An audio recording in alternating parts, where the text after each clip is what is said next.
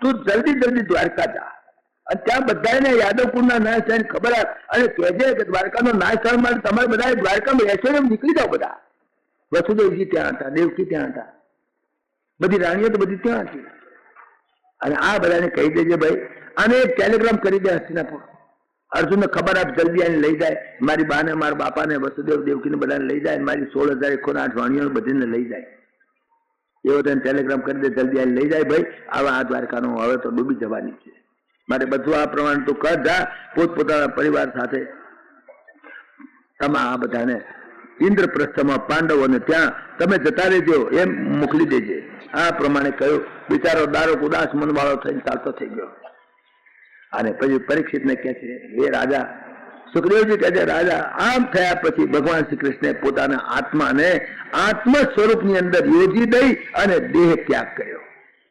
આ પોઈન્ટ જરા મુદ્દાનું છે. ઘણા માણસોને આ સમજણ પડતી નથી. પરમાત્માએ દેહ ત્યાગ કર્યો પછી એ દેહને ક્યાં બાળ્યો, કયા મોહણમાં બાળ્યો, એમ ઘણા પૂછે છે. રામના પણ એવું કહે છે. જેમ જેવી રીતે ઘણા માણસો, મેં તમને અગાઉ કહ્યું હતું, ઘણા માણસો પૂછે કે આ ભગવાનનું શરીર છે તો આપણા જેવું શરીર છે, આપણી માફક જન્મ છે, તો એમને ગળફા નહીં આવતા હોય મોઢામાં, એમને નાકમાં લફરા નહીં આવતો હોય, એમને જાડો પેશાબ નહીં થતો હોય. એ વાતની તો આપણે ચોખવટ કરી દીધી હતી કે પરમાત્માનું શરીર તમારા મારા જેવું પ્રાકૃત શરીર નથી. પૃથ્વી, પાણી, તેજ, વાયુનું, આકાશનું બનેલું નથી. એ હાથીનું પૂતળું ભલે રહ્યું પણ ખાંડનું બનેલું છે. અને હાથીના પાછલા 2 પગ તમે તોડીને સામો નાખો તો એ ગળી જ થાય ચા, કારણ કે આખો હાથી નથી. હાથી દેખાય છે, બાકી ખરેખર તો એ ખાંડ જ ખાંડ છે. અગર કારેલું ખાંડનું બનાવ્યું, ગમે તેલું ખાંડનું કારેલું કારેલા જેવો દેખાતો હોય, પણ તમે ખાઓ તો ગળ્યું લાગે, એ કારેલું કડવું ના લાગે.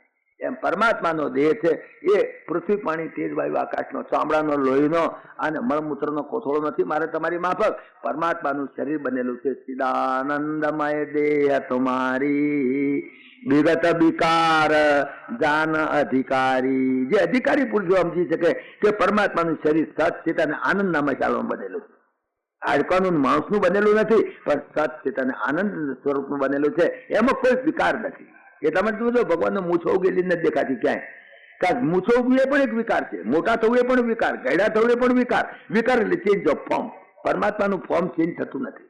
એની મેળે નાના બાળકમાંથી મોટા થાય જુદી વાત છે, બાકી એનું ફોર્મ તમારું મારું શરીર જેમ બદલાતું રહેશે, દર 7 વર્ષે આખું શરીર બદલાઈ જાય છે, હાડકા ચામડા બધું, એવી રીતે પરમાત્માના શરીરમાં થતું નથી. કારણ કે ચિદાનંદમય દેહ. હવે શરીર ત્યાગ કરવાની વાત આવી. પરમાત્માએ શરીર ત્યાગ કર્યો પછી શરીરને ક્યાં ફેંકી દીધું, અગર ક્યાં બાળ્યું, અગર ક્યાં ડાક્યું, એ શરીરનું પછી શું થયું એ પ્રશ્ન ઘણા થાય છે. પણ તમે એક વાત સમજી લો કે કોઈ માણસ નાટકમાં આવ્યો હોય અને બૈરીનો પાઠ ભજવતો હોય, બૈરીનો પાઠ ભજવી દે, પછી અંદર નેપથ્યમાં જતો રહે પડદાની પાછળ અને બૈરીના લુગડા કાઢીને બેગમાં મૂકી દે અને પછી બહાર આવે, પછી આપણે કહીએ પેલી બૈરી ક્યાં ગઈ, એ બૈરીનો દેહ ક્યાં બાળ્યો? અરે ભાઈ દેહ હતો જ નહીં, તો લુગડા બૈરીના પહેર્યા હતા તે કાઢી નાખ્યા, બીજું બેગમાં મૂકી દીધા. બૈરી મરી ગઈ છે જ નહીં. બૈરી ક્યાં મરી ગઈ છે? બૈરીનો દેહ ક્યાં ગયો? તમે ખોળો તો જડે જ નહીં, કારણ કે તો લુગડા જ બૈરીના હતા, બાકી તો એનો દેહ તો બીજો કંઈક હતો. એ તો ચિદાનંદમય હતું, સચ્ચિદાનંદ સ્વરૂપ હતું. તો એ લુગડા એ તો બેગમાં મૂકી દીધા. બૈરી ક્યાં ગઈ? બૈરી હતી જ નહીં. બૈરી હતી જ નહીં. એ તો ફક્ત કપડા હતા. કપડા ભગવાને બદલી નાખ્યા, કપડા કાઢી નાખ્યા. પણ ઘણા માણસો પૂછે પણ કપડા તો બેગમાં હોવા જોઈએ ને, પણ કપડા તો હોવા જોઈએ કે નહીં બેગમાં? કપડા ક્યાં ગયા એ બતાવો લ્યો. કારણ કે એ કપડા તો હોવા જોઈએ, તો કે એ પણ નહીં મળે. કારણ તમે જુઓ કે કપૂરની ગોટી હોય, એ કપૂરની ગોટીને તમે મૂકો, થોડી વારમાં એની મેળે સબ્લિમેશન થઈ જશે. એનું ઇટ ઇઝ સબ્લિમેશન. તો કપૂર ગોટી ક્યાં ગઈ? એનો દેહ ક્યાં ગયો? એ પણ એક બોડી છે ને, કપૂરનો એક આકાર છે. એ આકાર જે સાકાર છે એ નિરાકાર થઈ ગયું. કપૂરની ગોટી થોડી વાર મૂકો તો સબ્લિમેશન થઈ ગયું, નિરાકાર બની ગયું. જે આકાર ગોટી હતી એ પોતે જ નિરાકાર બની ગઈ. હવે સાકારને તમે ખોળવા જાઓ તો એ સાકાર ગોટી તમને જડે ક્યાંથી? જડે જ નહીં. એમ પરમાત્માના દેહનું સબ્લિમેશન આ સમષ્ટિ જગત જેનું છે એની અંદર એક છે. ભાઈ કોઈ મોટો સમુદ્ર હોય, મોટો સમુદ્ર જબરજસ્ત, અને એની અંદર વચમાં 100 માઇલ દૂર અંદર અને એક ઠંડીનું મોજું આવે તો એટલો ભાગ બરફનું ચોહલું થઈ જાય, એટલો ભાગ, બાકી આખો તો સમુદ્ર પાણી રહે, પણ એટલો ભાગ બરફનું ચોહલું થઈ જાય તો એ નિરાકાર પાણી એટલા પૂરતું સાકાર બની ગયું, એટલી જગ્યા પૂરતું, અને ચોહલું ફરે અંદર પાણીમાં તરે ફરે, પણ જયારે પછી ગરમી લાગે ને એટલે પછી એ ચોહલું ઓગળી જાય, પાછું એ નિરાકાર થઈ જાય.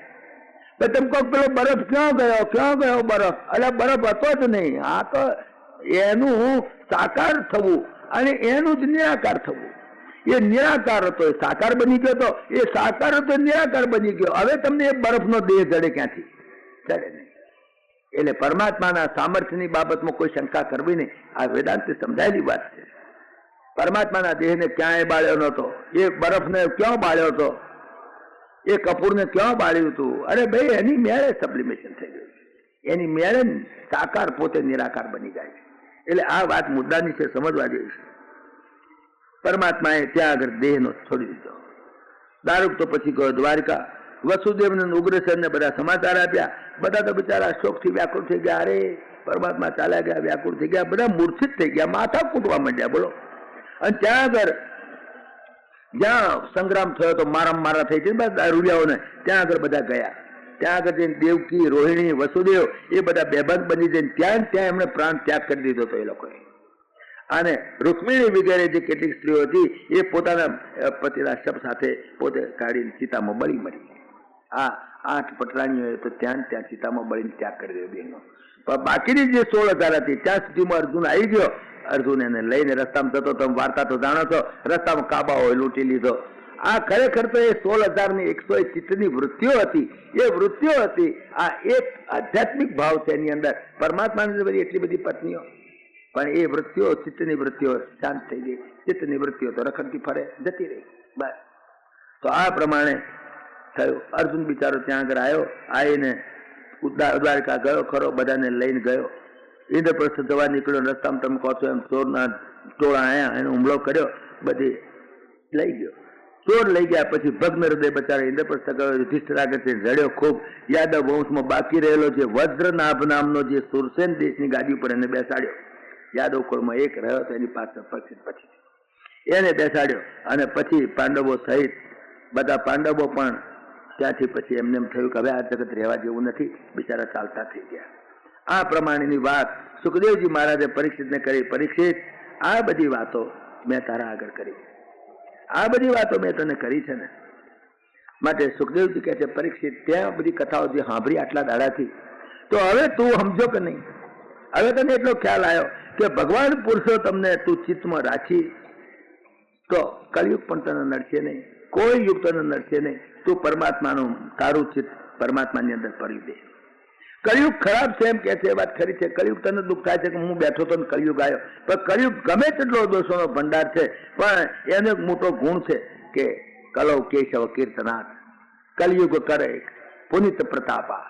કલયુગની અંદર કલયુગ નામ કેવલ નામ અધારા. આ બધી વાતો આપણે આગળ કહી ગયા છે, એટલે હું તમને ટૂંકાણમાં કહું છું કે કલયુગની અંદર ગમે તેટલા દોષો હોય, ભલે આખી દુનિયામાં કાળ કલયુગ ચાલતો હોય, અને તમે અહીંયા આગળ સતયુગમાં બેઠા છો. અત્યારે તમને સતયુગમાં બેઠા એવું લાગે છે કે નહીં? બહાર ભલે કલયુગ, બહાર ભલે તાપ રહ્યો, તમે થોડે બેઠા છો કે નહીં? બહાર ભલે ગરમી રહી, પણ તમે તો પંખા નીચે બેઠા છો કે નહીં? બહાર ભલે ટાળ પડતી હોય, તમે તો સ્વેટર પહેરીને બેઠા છો કે નહીં?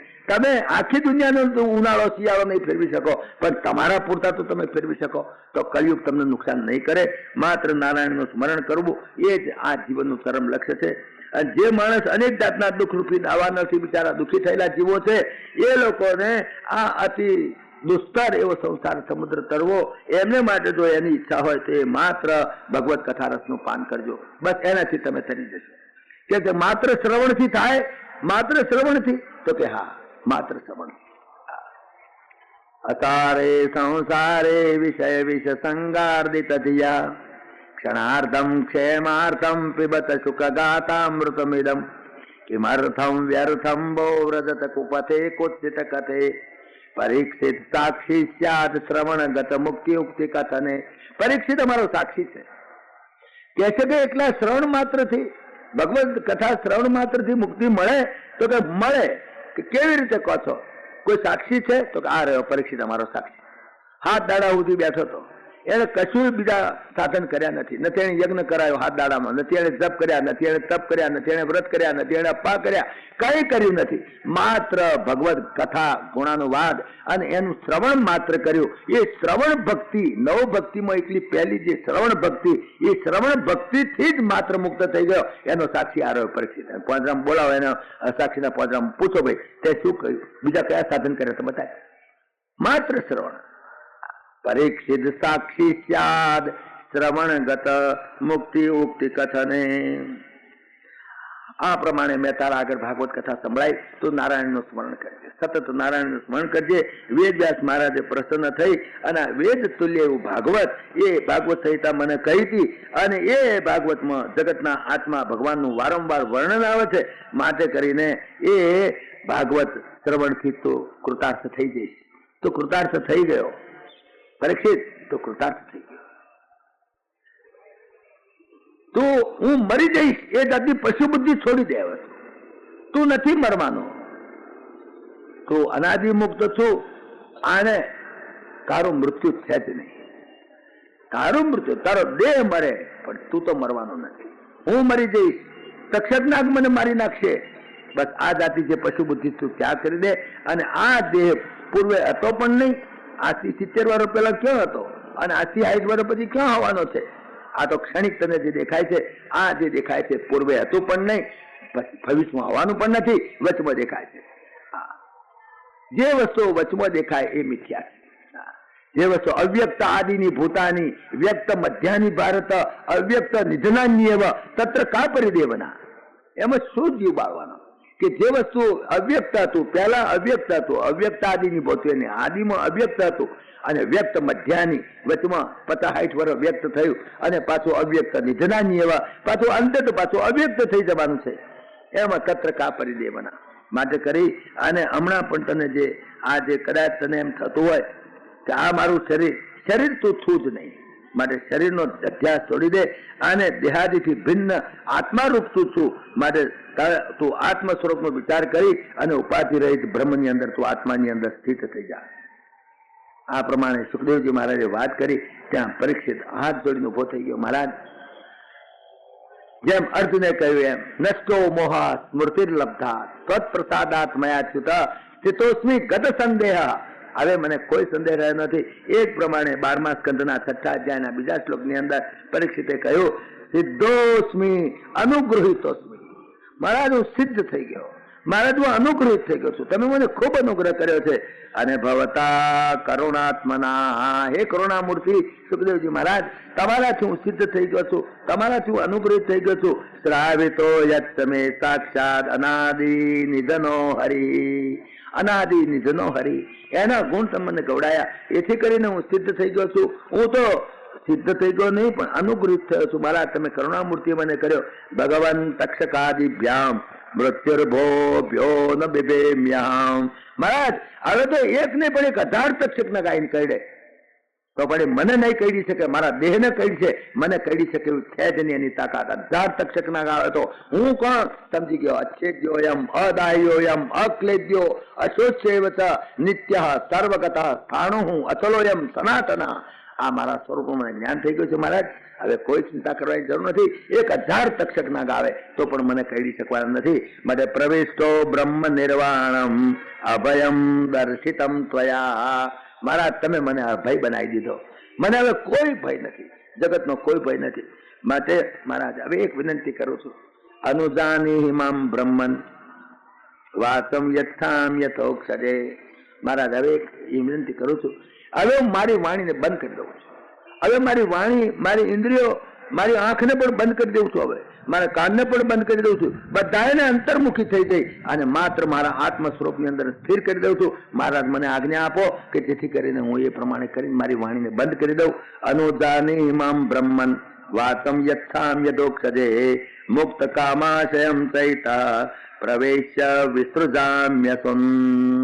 આ પ્રમાણે મારી ઇન્દ્રિયોને મનની અંદર લય કરીને, મનને ચિત્તની અંદર લય કરીને, ચિત્તને અહંકારની અંદર લય કરીને, અહંકારને બ્રહ્મની અંદર લય કરીને, જેમ શેતરંજી પોળી કરી હોય તારે આમ અને જ્યારે વાળવાની થાય ત્યાર પાછી એ પાછલી રીતે, એવી રીતે આ બધા એને આ મારું મીટાળો વાળી દઈ મારા દેહને હું વિસ્મૃતિ કરી દઉં છું, દેહનો અધ્યાસ છોડી દઉં છું, ઇન્દ્રિયોને મનમાં લય કરું છું, મનનો ચિત્તમાં લય કરું છું, ચિત્તમાં અહંકારનો લય કરું છું, બુદ્ધિમાં લય કરું છું, તેમાં અહંકારમાં લય કરી અને અહંકારને પણ પરમાત્માના આત્મ સ્વરૂપની અંદર હું લીન કરી દઉં છું. માટે મહારાજ મને આજ્ઞા આપો, હું હવે બંધ થઈ જાઉં છું, બોલતો બંધ થઈ જાઉં. આટલું કહી સુખદેવજી મહારાજે કહ્યું બસ મારે જે કરવું તે થયું. સુખદેવજી મહારાજ પણ પરીક્ષિતને કહ્યું, રાજા, ભગવાને આપેલા કરેલા અનુગ્રહથી હું પણ કૃતાર્થ થયો છું.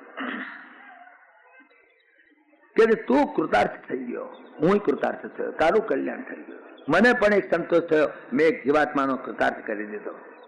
પરીક્ષિત કહે, મહારાજ, હવે હું તક્ષક વગેરે મૃત્યુથી તો ડરતો નથી. હું હવે પ્રતિપાદિત કરેલો નિર્ભય કૈવલ્ય સ્વરૂપમાં પ્રવેશ કર્યો છે મેં. માટે આપ મને આજ્ઞા આપો એટલે મારી વાણીનો સંયમ કરી દઉં અને કામ વાસનામાંથી મુક્ત થયેલા મારા અને ભગવાનમાં હું મારું મનને લગાડી દઉં અને પ્રાણનો ત્યાગ કરું. જ્ઞાન વિજ્ઞાનની નિષ્ઠાથી મારું અજ્ઞાન હવે દૂર થઈ ગયું છે, કારણ કે ભગવાનનું કલ્યાણ સ્વરૂપ પરમ પદ આપે મને અત્યારે સમજાવી દીધું છે, હું સમજી ગયો છું મહારાજ.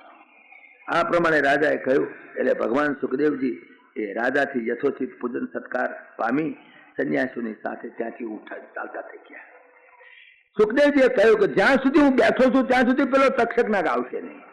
મારે પરીક્ષિત હું ચાલ્યો દઉં છું, કારણ કે મારી શરમનો માર્યો, મારી બીકનો માર્યો, કે ગમે તે કારણથી, પણ જ્યાં સુધી હું બેઠો છું ત્યાં સુધી પેલો તક્ષક આવશે નહીં. માટે હવે હું ઉઠીને ચાલતો થઈ જઉં છું. એમ કહીને સુખદેવજી ઉઠીને ચાલતા થઈ ગયા. ભાગવતમાં ક્યાંય લખ્યું નથી કે સુખદેવજીએ દક્ષિણા લીધી અને પરીક્ષિતે આલી.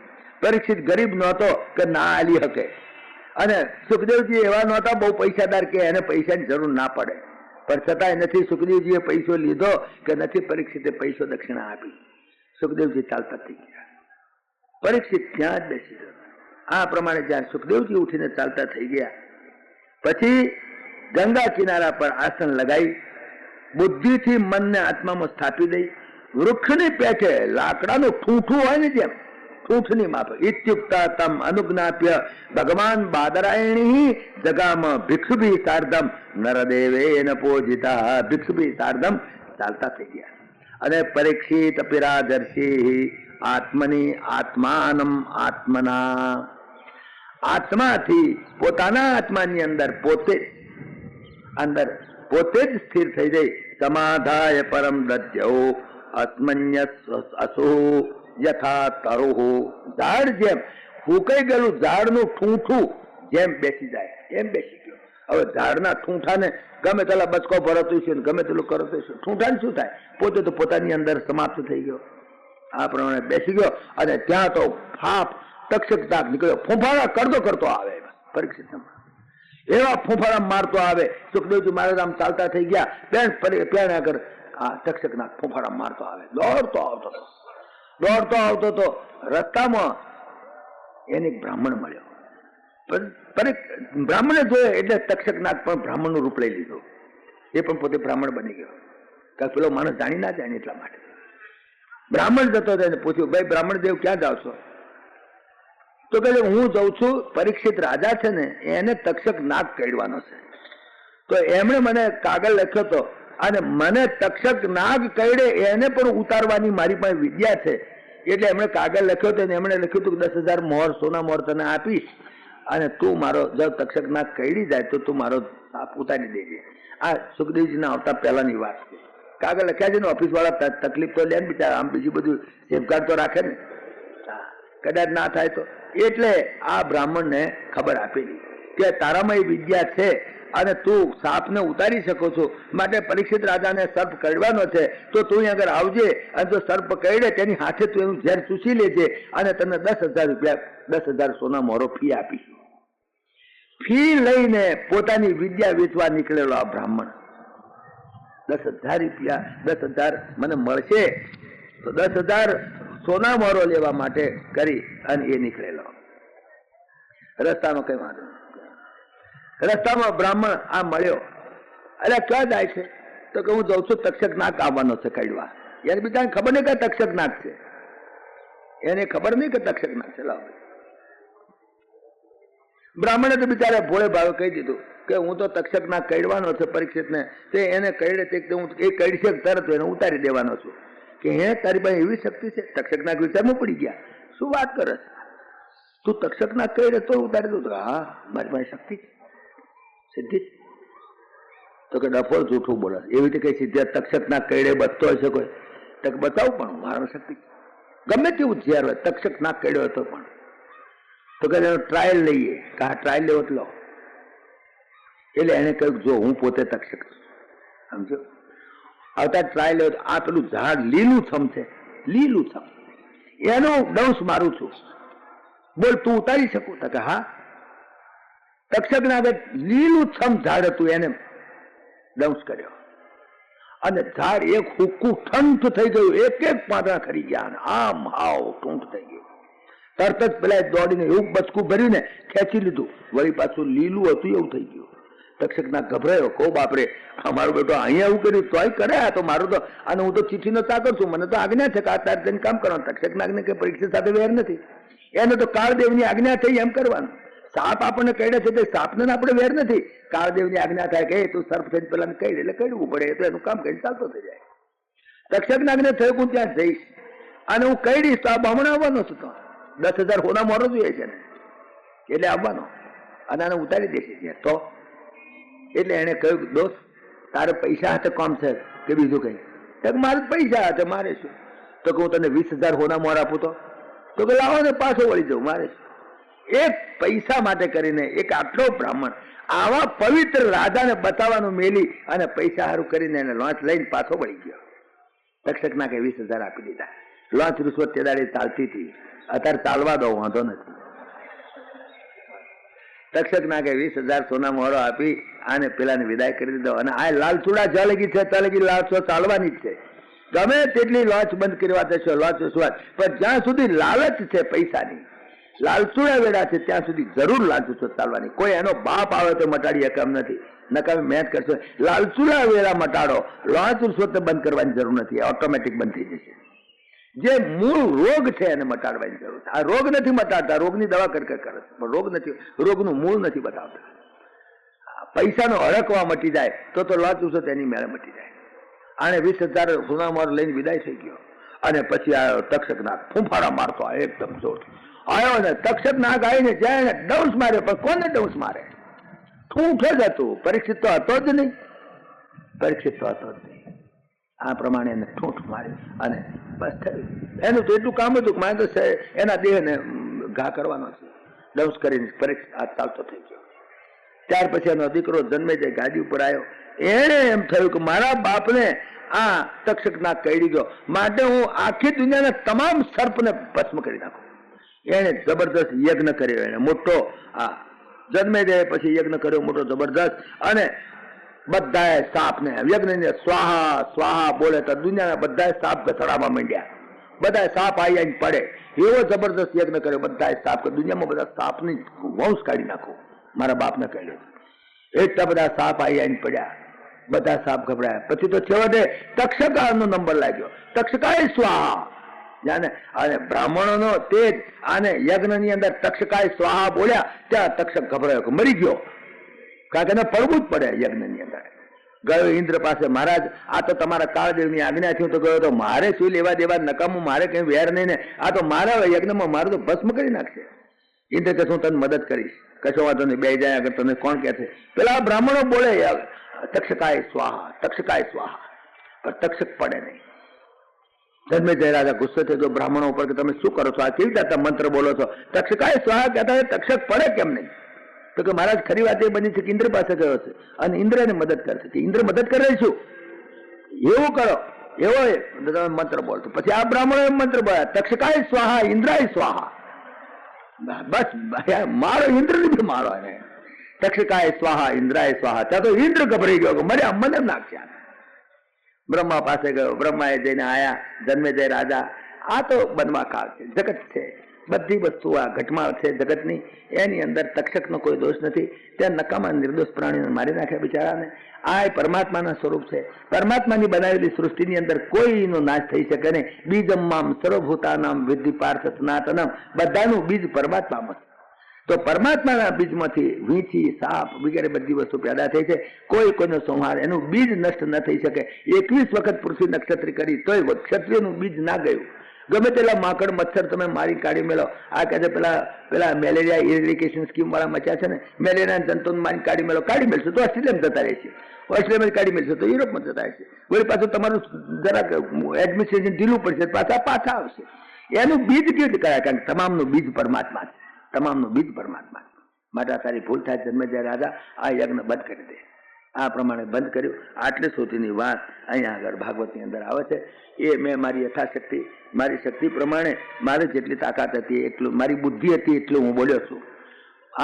એમાં જે કંઈ ભૂલો થઈ હોય, કદાચ કોઈને ખોટું લાગ્યું એવા શબ્દો આવ્યા હોય, કદાચ કોઈને એવું થાય મનમાં, મને ખબર નથી કોઈને થાય ખરા, તો એના માટે હું તમારી માફી માંગુ છું. જે કંઈ ભૂલ થઈ હોય મારી, જે કંઈ સારું દેખાયું હોય વ્યાસનારાયણનું, આમાં મારું પોતાનું તો કોઈ અંગત સ્વાર્થ નથી. હું મારા આનંદ ખાતર મેં તો તમારા આગળ મને જે પરમાત્માએ અંદર બેઠો તો બોલાયો છે એ પ્રમાણે હું તમારા આગળ બોલ્યો છું. હું તો ગ્રહસ્થી છું, હું કોઈ સાધુ નથી, સંત નથી, મહાત્મા નથી, ઓલિયો નથી, ફકીર નથી, પેગંબર નથી, દિગંબર નથી. હું તમારા જેવો એક ફસાયેલો જીવ છું. અને આ જે કથા મેં કરી છે એ મારા આત્માના આનંદ ખાતર હું તો કરજો. ખરી વાત એ છે.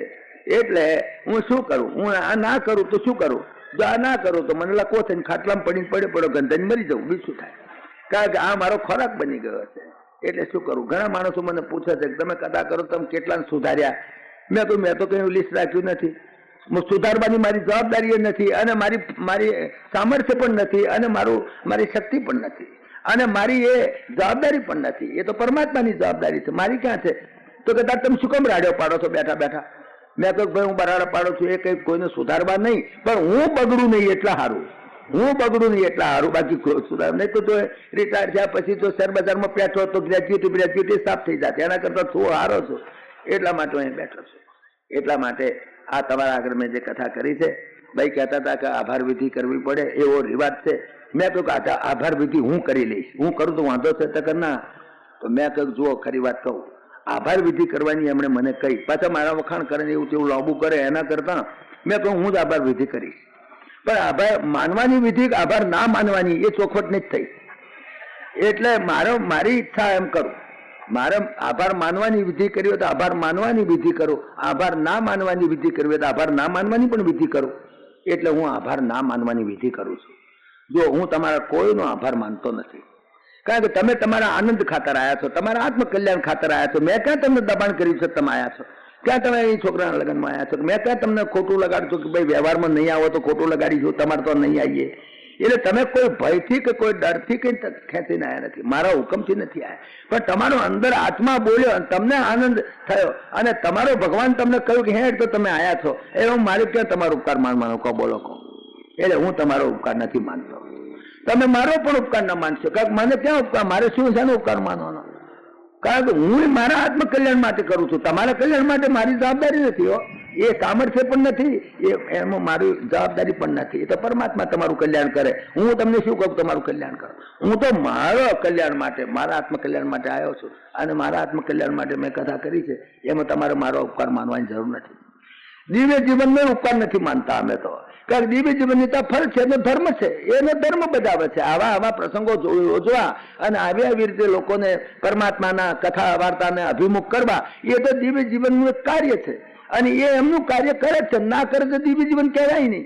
એટલે એમને પણ એક દિવ્ય જીવનની સંસ્થા એ એનું પોતાનું પવિત્ર કામ કરી રહી છે, એ એનું કર્મ છે, અને એને કરવું જ જોઈએ. ના કરે તો દિવ્ય જીવન સંકેત કહેવાય. એટલે આપણે એમને ઉપકાર માનવાની તૈયારી નથી. અગર તો કોઈનો ઉપકાર આપણે માનવું નથી, પણ એક ઉપકાર માની લેવો છે એક જણનો, કે આટલા 17 દાડામાં ના કોઈ દાડું ઇલેક્ટ્રિસિટી બંધ થઈ ગઈ, ના કોઈ દાડું મને હળેકમ થયું, ઉધરસ થઈ, કે ના કઈ એક્સિડન્ટ થયો, કે ના કોઈ જાતની બીજી તકલીફ થઈ. નહીં તો વીજળી બંધ થઈ જાય શું કરો? કઈક ઉપાય નહીં. અને એ બધી વ્યવસ્થા કોણે કરી? પરમાત્માએ કરી છે. મને તાવ ના આવ્યો એ સારું ના થયું કહેવાય? મને કઈ શેંખ ના આવી, ઉધરસ ના આવી, ઠેર ના વાગી, કશું ને કંઈક કંઈક તો લફરું થાય જ તે.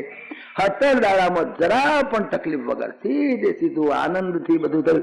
નહીં તો જો પરમાત્માએ કેવું ગોઠવ્યું, 5મી આવવાનું હતું પણ તે દાડે પેલું કોલ્ડ વેવ આવ્યું હતું, એમાંથી બચી ગયા. કોઈને ટાયર્ડ નથી ભાઈ આટલા દાડા, કોઈને તાપે નથી લાગ્યો આટલા દાડા, ના પંખા મેળવા પડ્યા કે ના હીટર મેળવા પડ્યા, એની મેળે બધા શાંતિથી બેઠા હતા. અને એ બધી વ્યવસ્થા કરનાર પરમાત્મા છે. એટલે આપણે પરમાત્માનો આભાર માનવો છે. બીજા કોઈનો આભાર માનીએ એકબીજાને વખાણ કરવા જેવું થાય. કોઈના વખાણ કરવા તો પરમાત્માના કરવા, બીજા કોઈના ના કરવા. તો પરમાત્માનો આભાર કેવી રીતે માનવો? તો પરમાત્માનો આભાર એમની આરતી ઉતારીને માનીએ. તો દિવ્ય જીવન સંઘ વાળા ભાઈઓ તરફથી એમની આરતી ઉતારશે કે પૈસો કઈ નાખવા કરવાનો તો છે નહીં. કદાચ નાખવો હોય તો તમે મને તો કઈ ખબર નથી, મારે તો કઈ એની સાથે લેવા દેવા નથી. પણ આરતી પ્રેમથી કરો અને આરતી મસ્તીથી ગાજો. હા, જય જગદીશ.